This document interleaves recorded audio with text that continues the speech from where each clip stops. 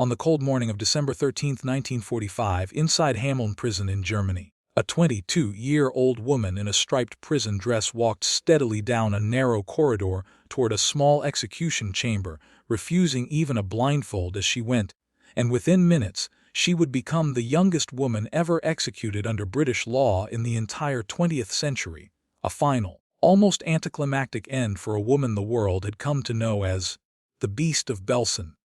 To understand how a girl from a quiet farming village ended up walking to the gallows surrounded by British soldiers, you have to go back more than 2 decades to October 7, 1923, in the small village of Rechen, where Irma Grese was born, the third of 5 children to parents who worked as dairy laborers, a modest and unremarkable beginning for a life that would later be remembered as one of the most chilling in the history of the Holocaust. When Adolf Hitler and the Nazi Party seized power in 1933, the regime moved swiftly to capture the minds of an entire generation, flooding schools with propaganda, replacing textbooks with material that glorified obedience, militarism, and racial hatred, and pushing children into organizations like the Hitler Youth and the League of German Girls to mold them into loyal servants of the state from the earliest possible age. Irma's father, Alfred Grese, despised the Nazis and refused to let his children join these youth groups.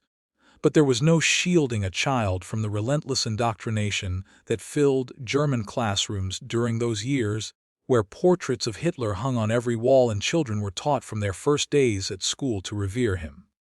Tragedy struck the family early, when in 1936, after discovering that her husband had been having an affair with a local pub owner's daughter, Irma's mother took her own life, leaving 13-year-old Irma to be raised by a father who was strict, devout, and quick to use physical punishment to discipline his children. School offered little comfort either, by most accounts, including those of her own sister Helene. Irma struggled badly with her studies and was bullied relentlessly by her classmates, a quiet, awkward girl who, by the age of 14, had dropped out entirely. She drifted first into farm labor for about 6 months, then into a short stint working at a retail shop in the town of Luchen, with no clear direction and few prospects in a country gearing up for war. At 15 in 1939, she found something that looked like a path forward when she took a position as a trainee assistant nurse at the Hohenlichen Sanatorium,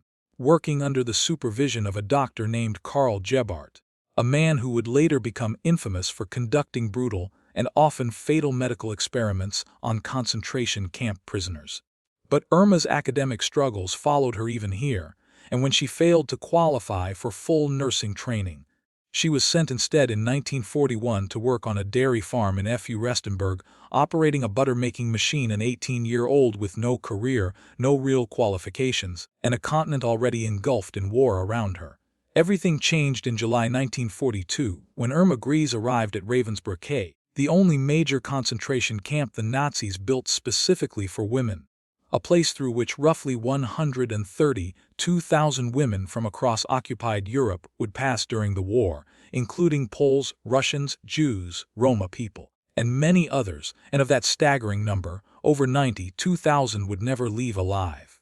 Ravensbrück was not merely a prison, it functioned as a training ground, a place where ordinary German women were shaped into camp guards under the instruction of supervisors such as Dorothea Binz, a woman known for her sadistic cruelty, who personally taught new recruits how to control, punish, and squeeze every last ounce of labor out of prisoners before they died.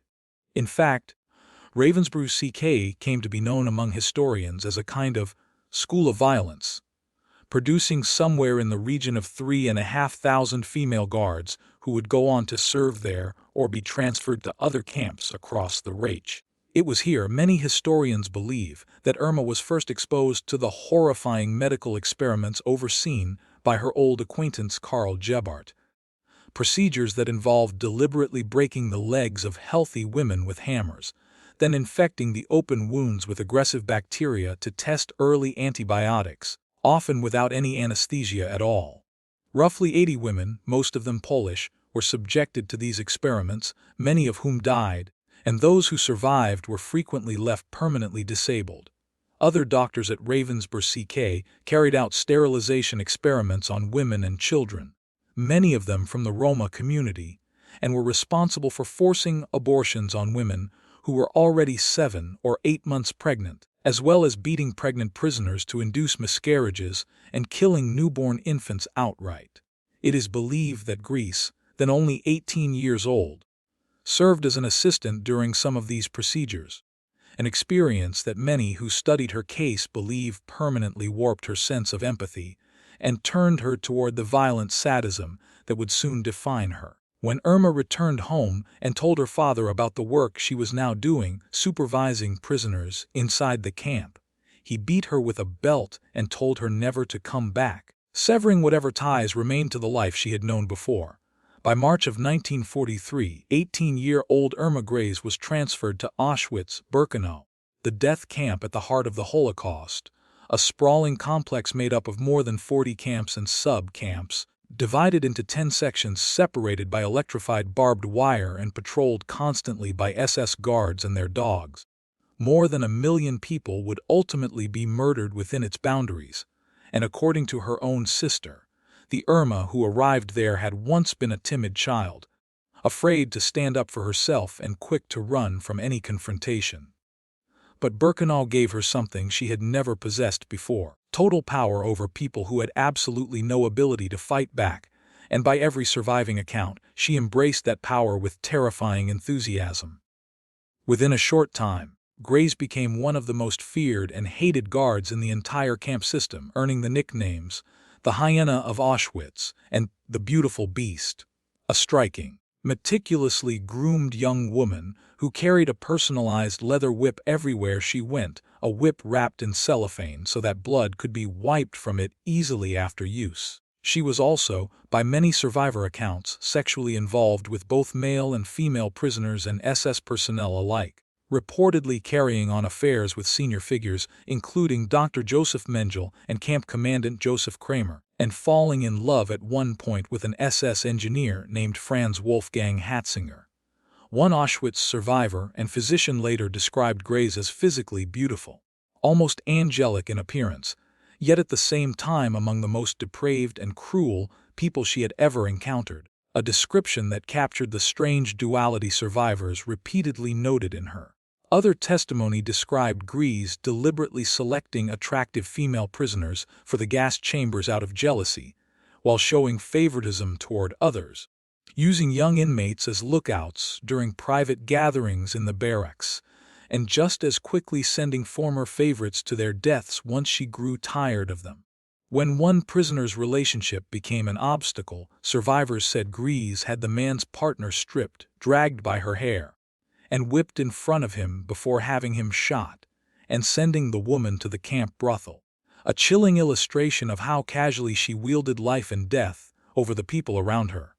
Within the camp itself, Grese held a series of positions before rising to real authority, first on telephone duties, then briefly demoted to overseeing work units that hauled stones, a punishment she received for a minor uniform violation, before being placed in charge of road, building, and gardening details. Survivors described being beaten for the smallest infractions during this period, for being late to roll call, for looking the wrong way, for simply existing in her path, and roll calls under her supervision could stretch for 6 hours at a time, often from 3 in the morning until 9, forcing exhausted and starving prisoners to stand motionless in all weather, while those who faltered were forced to kneel for hours, holding heavy stones above their heads as punishment. She reportedly justified the whippings by claiming the constant movement of prisoners made it impossible to count them accurately.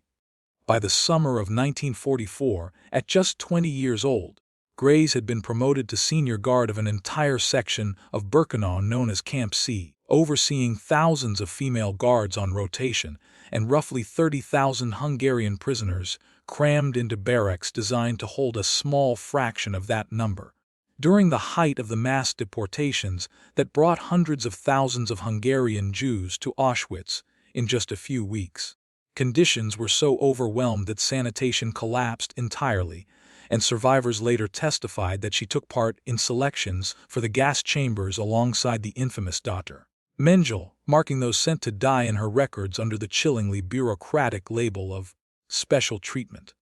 Survivors also testified that she kept two large,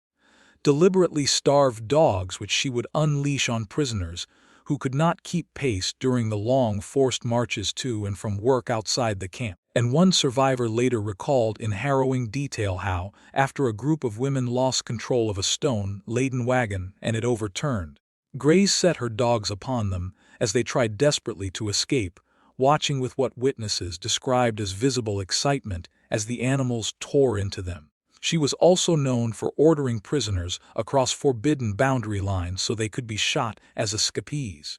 and on one occasion gave testimony against a guard who had refused to fire on women he believed had been deliberately sent toward the wire. And yet, even amid all this brutality, witnesses described moments that seemed to contradict everything else about her, most notably a 14-year-old prisoner named Alice Tenenbaum, who reminded Grese of her late sister Helene and whom Grese reportedly pulled out of the gas chamber line more than a dozen times after Mengele had selected her for death, sparing her life again and again for reasons survivors could only attribute to that single, strange resemblance, a brief glimpse of someone who could still recognize humanity in another person, even as she chose, in almost every other instance, to ignore it entirely. Survivors also noted Grese's intense vanity throughout this period, thanks to the constant plunder of belongings taken from murdered prisoners. She had access to fine clothing from across Europe, and had her uniforms tailored by skilled Jewish dressmakers who were themselves prisoners in the camp. She was said to spend hours in front of a mirror styling her hair, dreaming aloud of becoming a film star after the war and insisting that her wartime experiences would make her a compelling actress, a delusion that history would brutally correct. As Soviet forces closed in on Auschwitz in January 1945, the SS began evacuating the camp, forcing prisoners onto brutal, freezing marches during which anyone who collapsed from exhaustion was simply shot where they fell. Grese was among the guards who accompanied these death marches, first to Ravensbrück and then onward, eventually arriving by March 1945 at Bergen-Belsen, a camp already collapsing under the weight of overcrowding, starvation, and a raging typhus epidemic that was killing somewhere between 250 and 300 prisoners every single day. Food had nearly run out entirely. Survivors recalled subsisting on watery turnip soup and a few centimeters of bread, with no clean water for drinking or washing, and prisoners forced to sleep sitting upright on bare floors, sharing only a few hundred blankets among tens of thousands of people. Even here, even as the war was clearly and visibly lost, survivors say Grese continued her routine of beatings and punishments, by her own later admission targeting prisoners she considered dirty and ill, forcing already starving people into exhausting physical drills, marching, running, frog, jumping, until they collapsed from sheer exhaustion, and stripping and beating women with a rubber truncheon even as corpses piled up around the camp. Just days before liberation, witnesses saw her beating a girl with a riding crop, and on the very eve of the British arrival, she reportedly smashed together the heads of two sisters caught trying to eat scraps of potato peel from the camp kitchen. In the short 3.5 weeks she spent at Bergen-Belsen, it was enough for the prisoners there to give her a new and lasting name, the Beast of Belsen. On April 15, 1945, British forces of the 11th Armored Division liberated Bergen-Belsen and found a scene that would become one of the defining images of the Holocaust. More than 13,000 unburied bodies scattered across the camp, and roughly 60,000 surviving prisoners, many of them too sick and weak to move on their own, with thousands more destined to die of typhus and other diseases in the weeks that followed despite the camp's liberation.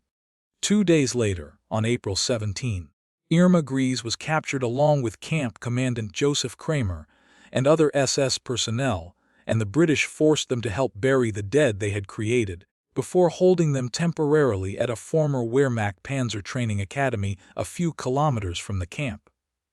When a journalist asked Grese why she had done what she did, she reportedly answered without any hesitation at all, insisting that it had simply been her duty to remove what she called antisocial elements from German society. a response that revealed not a flicker of remorse, and by most accounts she would never show any.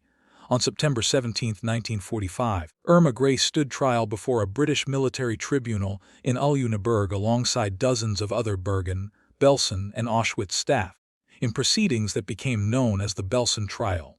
Survivor after survivor took the stand, many of them identifying Grese specifically and describing in detail the whip, the dogs, the brutal roll calls, and the selections for the gas chamber. Faced with this wall of testimony, Grese's defense rested entirely on denial. She claimed the witnesses were exaggerating and lying, turning small incidents into something far worse than they truly were,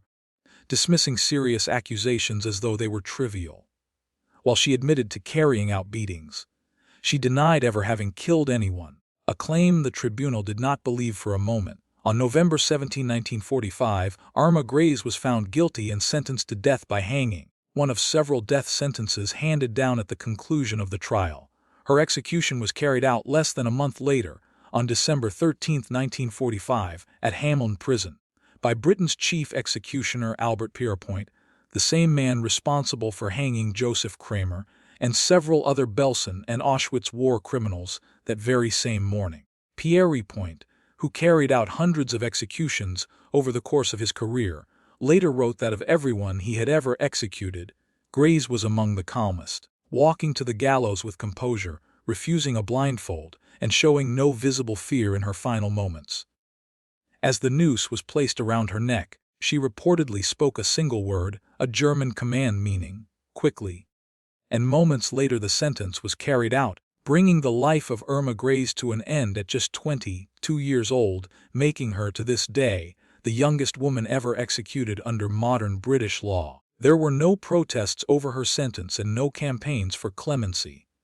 The same survivors who had once trembled at the sight of her whip lived to see her finally face justice, even if, for the tens of thousands who never made it out of Birkenau and Belsen, that justice could never truly be enough. What remains is a story that continues to be studied by historians as one of the most chilling case studies of how an ordinary young woman, shaped by ideology, personal trauma, and unchecked power over the powerless, became capable of such extraordinary cruelty, and how, in the end, even the most feared figures of the Nazi camp system were made to answer for what they had done.